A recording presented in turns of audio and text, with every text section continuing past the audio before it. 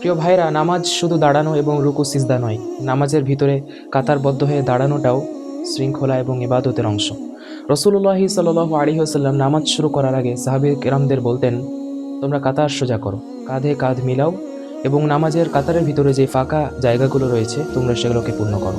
কিন্তু হায় আফসোস, আজকের এই জমানায় আমরা নামাজের প্রথম কাতারে যেতে অনীহা করি এবং কাতারগুলোকে ফাঁক ফাঁক করে রেখে দিই। এর কারণে কাতারগুলোর ভিতরে শয়তানরা প্রবেশ করে। কিন্তু মুহাম্মদ আরবি সাল্লাল্লাহু আলাইহি ওয়াসাল্লাম বলেছেন, তোমরা কাতারগুলোকে পূর্ণ করো, একটু ফাঁকা জায়গা রেখো না, যাতে করে শয়তান না প্রবেশ করতে পারে। চলুন আজ থেকে নিয়ত করি, যখনই নামাজের কাতারে দাঁড়াবো ফাঁকা জায়গাগুলো বন্ধ করার চেষ্টা করব, শয়তানকে জায়গা দিব না। রাসূল সাল্লাল্লাহু আলাইহি ওয়াসাল্লামের সুন্নত অনুযায়ী কাতারগুলোকে সোজা রাখবো এবং কাতারগুলোকে ঠিক রাখবো।